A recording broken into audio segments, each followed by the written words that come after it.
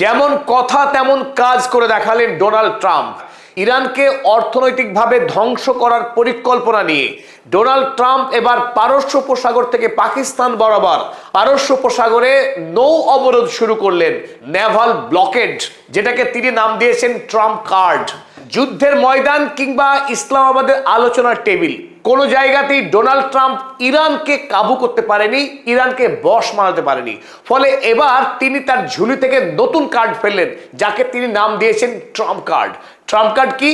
ইরানকে পৃথিবীর থেকে সম্পূর্ণরূপে বিচ্ছিন্ন করে দেওয়া, যাতে ইরান বিদেশের বাজারে কোনো প্রকার তেল বিক্রি করতে না পারে, এমনকি তার প্রয়োজনীয় সামগ্রী কোনোভাবে বিদেশের বাজার থেকে তার দেশে যেন আমদানি করতে না পারে।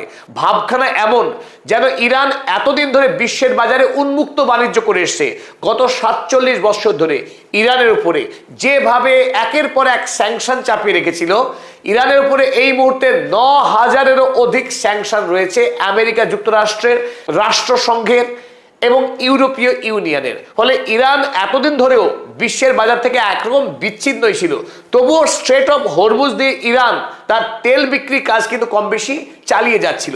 সুতরাং ডোনাল্ড ট্রাম্প এই মুহূর্তে ইরানকে বিশ্বের বাজার থেকে বিচ্ছিন্ন করবার জন্যে এই ওমান উপসাগর থেকে পাকিস্তানের উপকূল বরাবর এই বিস্তীর্ণ অঞ্চল জুড়ে তার বিরাট রণবহর এনে এই মুহূর্তে গোটা স্ট্রেট অফ হরমুজকে আরো একবার দ্বিতীয় পর্যায়ের ব্লকেড করে দিল আমেরিকা যুক্তরাষ্ট্র।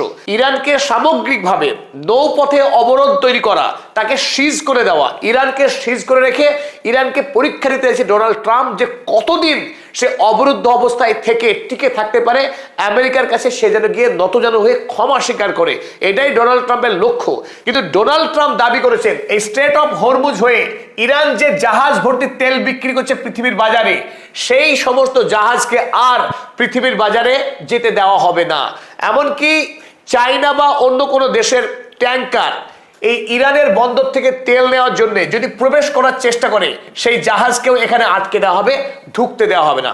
এমনকি অন্য দেশের জাহাজ, যে জাহাজ তেল নিয়ে আসছে কথার কথা বাহরাইন থেকেও যদি তেল নিয়ে সেই জাহাজ বের হয় এবং স্ট্রেট অফ হরমুজে যদি ইরানকে টোল দেয়, সেই জাহাজকেও কিন্তু এখান থেকে বেরোতে দেবে না আমেরিকা যুক্তরাষ্ট্র। ফলে বিদেশের বাজারে গোটা পারস্য উপসাগরীয় দেশ থেকে একটি ট্যাঙ্কার তেলও কিন্তু আর পার হতে পারবে না।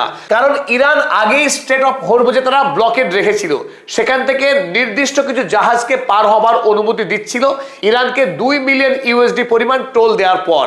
ফলে পৃথিবীতে একদিকে অন্য দেশের কম বেশি জাহাজ পাস করছিল স্ট্রেট অফ হরমুজ দিয়ে। আর সবচেয়ে বড় বিষয়, ইরান এই যুদ্ধকালীন সময়ে পৃথিবীর বাজারে বিপুল পরিমাণে তেল বিক্রি করেছে, সরাসরি তো বিক্রি করেইছে, ঘোস্ট ফ্লিটের মাধ্যমে ইরান বিশ্বের বাজারে বিপুল পরিমাণে তেলের সাপ্লাই দিয়েছে।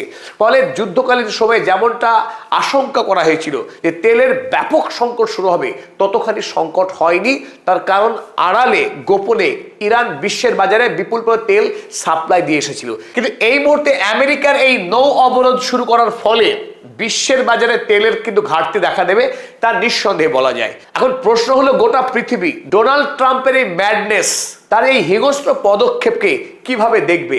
আর ডোনাল্ড ট্রাম্পের এই নেভাল ব্লকেডে ইরান এতটুকু ভয় পায়নি।